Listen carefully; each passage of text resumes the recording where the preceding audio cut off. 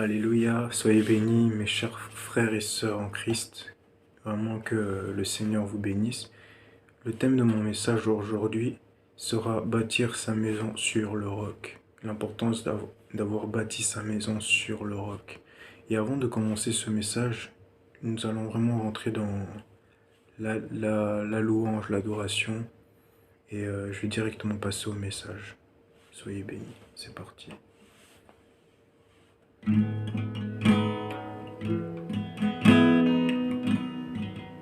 Ok. Je suis disposé, assoiffé, que ton onction descende sur moi. Je suis disposé, assoiffé, que ton onction descende sur moi. Je suis disposé, assoiffé, que ton onction descende sur moi. Oui, je suis disposé, assoiffé, que ton onction descende sur moi. Je suis disposé et assoiffé, que ton onction descende sur moi. Oui, je suis disposé, assoiffé, que ton onction descende sur moi. Amen. Thank you, Lord Jesus. Merci, Seigneur Jésus. Donc, nous allons prendre nos Bibles dans le livre de Matthieu au chapitre 7. Matthieu chapitre 7, et nous allons lire à partir du verset 21.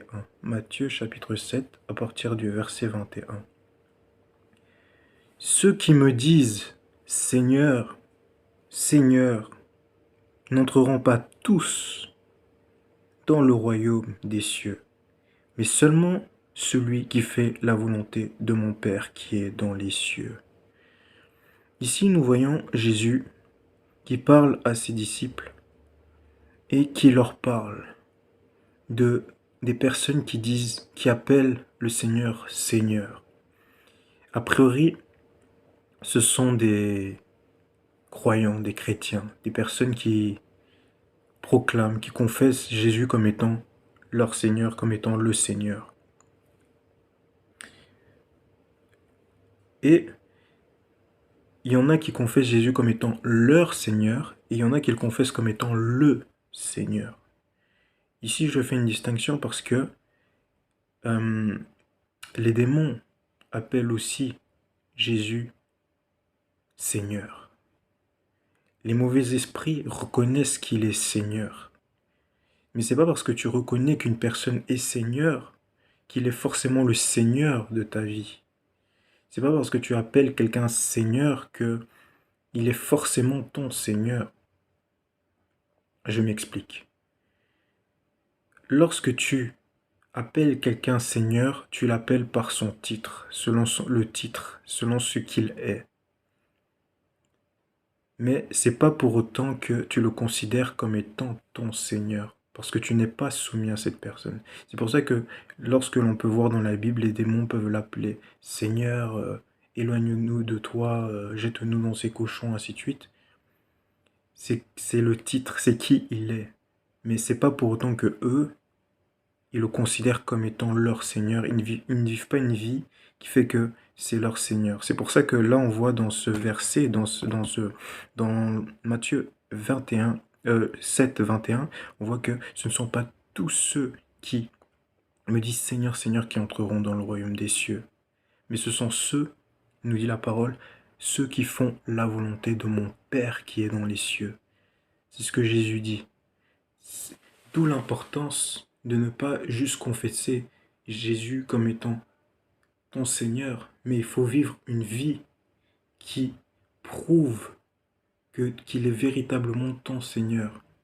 Et comment vivre une vie qui prouve qu'il est véritablement ton Seigneur? C'est en vivant une vie qui fait la volonté de Dieu. C'est de véritablement chercher à faire la volonté de Dieu, la volonté de ton Seigneur et Sauveur. Comment connaître la volonté de Dieu? C'est en lisant la parole, en lisant les Écritures. Tu aimeras l'Éternel ton Dieu de tout ton cœur, de toute ton âme, de toute ta pensée, avec toute ta force, ton intelligence, tout. Et tu aimeras aussi ton semblable, ton prochain comme toi-même. Mais il faut aussi t'aimer. Il faut savoir t'aimer. Il faut savoir t'apprécier. Si tu ne t'aimes pas, tu auras du mal à aimer ton prochain. Tu auras du mal à véritablement aimer ton prochain. Parce que si tu ne t'aimes pas, tu ne peux pas aimer ton prochain. Il faut t'aimer. Il faut bien t'aimer pour pouvoir aimer ton prochain. C'est ce que nous dit cette parole-là. Ce ne sont pas tous ceux qui me disent Seigneur, Seigneur qui entreront dans le royaume des cieux, mais seulement ceux qui font la volonté de mon Père. Je continue. Qui est dans les cieux. Plusieurs me diront en ce jour-là, au verset 22, Seigneur, Seigneur, n'avons-nous pas prophétisé par ton nom? N'avons-nous pas chassé des démons par ton nom? Et n'avons-nous pas fait beaucoup de miracles par ton nom? Alors je leur dirai ouvertement, je ne vous ai jamais connus. Retirez-vous de moi, vous qui commettez l'iniquité. Vous qui commettez l'iniquité. Qu'est-ce que commettre l'iniquité? Commettre l'iniquité, c'est lorsque tu n'accomplis pas, tu ne fais pas la volonté de Dieu dans ta vie. Jésus a été face à cette situation lorsqu'il était dans le jardin de Gethsemane. Lorsqu'il était dans le jardin et qu'il est en prière, il priait. Et ça, c'est tellement qu'il priait, sa transpiration est devenue comme des grumeaux de sang. Et la parole de Dieu nous dit que Jésus a dit, Seigneur, éloigne de moi cette coupe. Éloigne de moi le fait que je dois mourir à la croix, que je dois être flagellé, souffrir, être battu, ainsi de suite. Qu'on doit arracher ma barbe, qu'on doit me cracher dessus, qu'on doit me mettre une couronne d'épines. Et vraiment, il priait pour éviter cela. Il a même confessé, Seigneur, mon âme est triste jusqu'à la mort, jusqu'à la mort. Elle était vraiment perturbée et tout, le Seigneur, dans son âme, dans son être.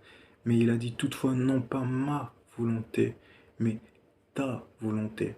Vous savez, il est normal en tant que croyant, en tant que chrétien, d'avoir des combats dans ton âme. Le Seigneur Jésus lui aussi a eu des combats dans son âme, a été perturbé dans son âme.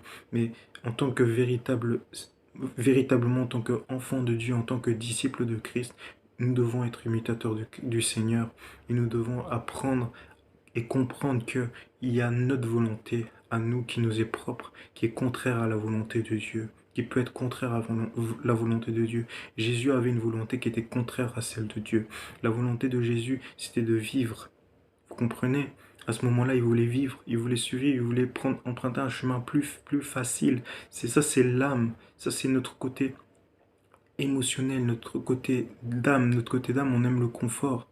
Mais là, la volonté de Dieu, c'était qu'il meure à la croix afin de racheter l'humanité tout entière, parce qu'il n'y avait que son sang qui pouvait purifier toute l'humanité. Et Jésus a su se maîtriser, a su maîtriser son âme. Il a dit, toutefois, non pas ma volonté, Seigneur, mais que ta volonté soit faite. Et c'est ça qui nous est dit là au verset 22. C'est ça qui nous est dit plutôt verset 21. Mais seulement celui qui fait la volonté de mon Père qui est dans les cieux. C'est seulement ceux-ci qui entreront dans le royaume des cieux. Qui entreront dans le royaume des cieux. Et je ne dis pas que les autres n'entreront pas dans le royaume des cieux. Il y a des gens qui ont eu la grâce à la dernière minute, comme l'homme à la croix avec Jésus qui a demandé Seigneur, pardonne-moi, qui a été sauvé de justesse. Vous comprenez? Mais on n'est pas tous dans ce cas de figure. On ne sera pas tous forcément dans ce cas de figure où on peut être sauvé de justesse. La mort peut frapper du jour au lendemain comme ça. Et nous devons être conscients qu'il faut vraiment qu'on reste dans la volonté de Dieu. Qu'on reste dans la volonté de Dieu. C'est pas tout le monde qui a le temps de réfléchir, de mourir en ayant le temps de se confesser, de demander pardon. Parfois, tu peux t'endormir, pendant ton sommeil, c'est fini. Vous comprenez? Donc, il faut être vigilant. C'est pour ça que le Seigneur nous donne des paraboles où il nous dit veillez et priez. car vous ne savez pas quand est-ce que le maître de la maison va revenir. Si le serviteur savait quand le maître de la maison allait revenir, il sera à ses affaires, ainsi de suite, il ferait bien les choses. C'est pour ça qu'il faut être très vigilant et pas commencer à somnoler, pas commencer à battre nos frères et sœurs en Christ, hein. Par exemple, comme le serviteur que le maître va voir en train de faire du mal aux autres servants, serviteurs et ainsi de suite, les faire mal agir.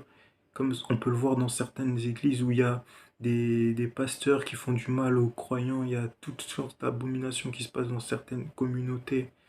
On se dit, mais comment est-ce que c'est possible ça? Ce sont les mauvais serviteurs.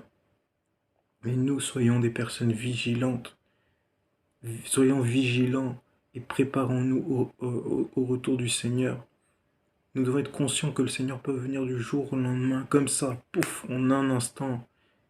Il faut que nous soyons vraiment vigilants et occupés aux affaires de notre Père, et non pas à notre propre volonté, mais que nous soyons comme Jésus. Père, non pas ma volonté, mais ta volonté. Faisons la volonté de Dieu, c'est très, très, très important. C'est ça, avoir une maison bâtie sur le roc. Vous comprenez?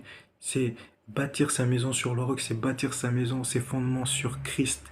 Jésus est la pierre angulaire, il est le rocher. Le roc, c'est la parole de Dieu. Lorsque tu bâtis ta vie sur la parole de Dieu, lorsque tu bâtis ton ministère sur la parole de Dieu, ta vie, ton ministère est stable.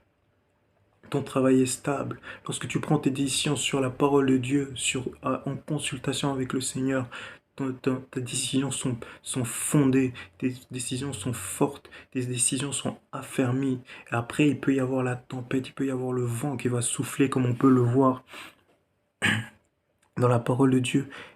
Une maison qui est bâtie sur le roc est une maison solide. Alors que si tu bâtis ta maison sur le sable, sur tes émotions, sur les paroles des hommes, parce que des gens ont pu te dire des promesses, il y a des personnes qui peuvent te promettre des choses, euh, l'appât du gain, toutes ces choses-là.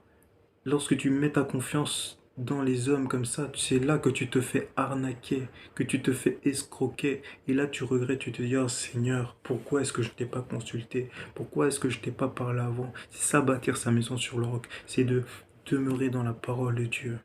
Toujours demeurer dans la parole de Dieu. Et lire les Écritures. Lire les Écritures, prier, avoir vraiment un fondement. Un fondement, et ce fondement, c'est Christ. Ce fondement, c'est Christ. Verset 23. Alors je leur dirai ouvertement, je ne vous ai pas connu, vous qui commettez l'iniquité. Verset 24. C'est pourquoi quiconque entend ces paroles que je dis et les met en pratique sera semblable à un homme prudent. À un homme prudent. Verset 24. Un homme prudent qui a bâti sa maison sur le roc. Mon frère, ma sœur, écoute ce message, écoute ce que je suis en train de te dire là maintenant. Bâtis ta maison non pas sur ce que les gens te disent, des hommes, des personnes te disent, mais bâtis ta maison, bâtis ta vie sur la parole de Dieu. Parce que lorsque tu bâtis ta vie sur la parole de Dieu, sur les enseignements de Jésus-Christ, ta maison est bâtie sur le roc. Elle est ferme, elle va tenir ferme face à l'adversité. Le vent est comparable à l'adversité, aux tempêtes, aux choses de la vie qui peuvent arriver, qui peuvent renverser ton mariage, qui peuvent renverser ton boulot, ton travail, toutes ces choses-là. Mais si tu as bâti ta relation sur Christ, si tu as bâti ta vie sur Christ, si tu as bâti ton travail sur Christ, si tu as bâti ton ministère, ta famille, ton foyer sur Christ, le vent là, peut arriver, peut souffler, les épreuves de la vie peuvent arriver, peuvent souffler, mais elles ne vont pas renverser ce que le Seigneur t'a donné. Parce que tu as pris ce que le Seigneur t'a donné et tu l'as affermi sur le roc. Amen. Vraiment, que cette parole que tu reçois là aujourd'hui, la révélation que tu peux avoir aujourd'hui au travers de ce message puisse vraiment t'affermir et que tu puisses être comme la parole de Dieu le déclare au verset 24 de Matthieu 7, verset 24. Que tu sois une personne, un homme, une femme prudente qui bâtit sa maison sur le roc. La pluie, au verset 25 nous dit, la pluie est tombée. Les torrents sont venus, les vents ont soufflé et se sont jetés contre cette maison. Elle n'est point tombée Parce qu'elle était fondée sur le roc. Et le roc, c'est Jésus-Christ, mon frère, ma sœur. Le roc, c'est la parole de Dieu. La parole de Dieu nous déclare, au commencement était la parole était avec Dieu, et la parole était Dieu, et elle s'est faite chair. Elle a demeuré parmi nous. C'est la parole qui s'est faite chair. Dieu qui s'est fait chair, c'est Jésus-Christ, mes frères et sœurs bien-aimés. C'est Jésus-Christ. Mais quiconque entend ces paroles que je dis et ne les met pas en pratique, au verset 26, sera semblable à un homme insensé qui a bâti sa maison sur le sable. La pluie est tombée, les torrents sont venus, les vents ont soufflé et ont battu cette maison. Elle est tombée et sa ruine a été grande. Après que Jésus eut achevé ses discours, la foule fut frappée de sa doctrine, car ils enseignaient comme ayant autorité et non pas comme leurs scribes. Amen. C'est très important, mes frères et sœurs en Christ. C'est la base. La base, c'est les fondations. Lorsque tu as des bonnes fondations, lorsque tu as des bonnes fondations dans la construction, le bâtiment ne peut pas s'écrouler. Ne peut pas s'écrouler parce qu'il est affermi, il est stable. Les fondations sont très importantes. Bâtir sa maison sur le roc prend du temps. Ça prend plus de temps que de bâtir sa maison sur le sable. Pourquoi? Parce qu'il faut creuser le roc, il faut taper dans le roc, il faut creuser le roc, il faut creuser la parole de Dieu, il faut creuser ta relation avec Jésus-Christ. Il faut affermir ta relation avec Jésus-Christ, il faut la bâtir. Il faut la mettre à l'épreuve, ta relation avec Jésus-Christ. C'est pour ça que vous verrez, il y a des personnes euh, on se dit, ah, ils sont chrétiens, ils sont magnifiques et tout. Et quelques temps après, tu vois que c'est fini. C'est fini, pourquoi? Parce que là, ils n'ont pas creusé leur relation avec le Seigneur Jésus-Christ. Cette relation, cette maison-là, était bâtie sur du sable, mais pas sur Christ. Ne bâtissez pas votre relation sur des hommes, sur les frères et sœurs en Christ, la communauté, la religion. Ne bâtissez pas votre ministère, votre relation avec Dieu sur toutes ces choses, parce que ce n'est pas une relation avec Dieu. Ce n'est pas une relation avec Dieu. Vous croyez que vous avez une relation avec Dieu, mais ce n'est pas une relation avec Dieu. Vous avez bâti votre ministère, votre vie sur du sable. Et lorsque va venir l'épreuve, lorsque va venir la persécution, vous allez vous écrouler et il ne restera plus rien. Mais si vous avez bâti votre foi, votre vie sur Jésus-Christ, peut venir toute adversité, toute épreuve,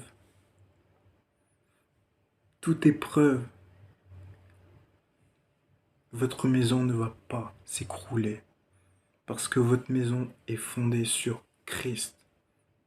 Et vous n'allez pas abandonner le Seigneur Jésus-Christ. Pourquoi? Parce que vous avez des fondations en Christ. Vous êtes enracinés en Jésus-Christ. Je veux que toi qui m'écoutes aujourd'hui, tu saisisses la profondeur de ce message. L'importance de bâtir ta foi en Christ. L'importance de connaître, de creuser la parole de Dieu, de creuser les fondations, de creuser la terre. Lorsque tu creuses la terre, lorsque tu bâtis ta maison sur le roc c'est dans la terre là. Il faut que tu creuses d'abord. Il faut que tu enlèves le sable, les apparences, le superflu, le religieux. Il faut que tu ailles plus profond que ça. Plus profond que le sable. Pour trouver, atteindre le roc. Le rocher, c'est dans la profondeur de Christ, c'est dans la profondeur de la parole, dans la profondeur des Écritures, au-delà des apparences. Parce que lorsque tu creuses la surface, on ne te voit plus à la surface. Tu es dans les profondeurs, tu es dans l'intimité avec Dieu. C'est là que tu rencontres Christ. Et c'est là, dans l'intimité, là où on ne te voit pas, dans les profondeurs de l'intimité avec le Seigneur. C'est là que tu rencontres le Seigneur et c'est là que tu peux creuser, bâtir ta maison. C'est dans les profondeurs des Écritures. C'est un appel à chacun d'entre nous. Je me parle à moi-même également. C'est un appel à revenir aux profondeurs, aux bases. La base, c'est la parole de Dieu. Les Écritures, c'est Christ. De revenir à Christ. De revenir à l'essentiel, à la parole de Dieu, aux fondations. afin que notre maison soit fondée sur le roc. Que le Seigneur vous bénisse, mes frères et sœurs en Christ. Soyez bénis. Amen. Merci Seigneur pour ce message.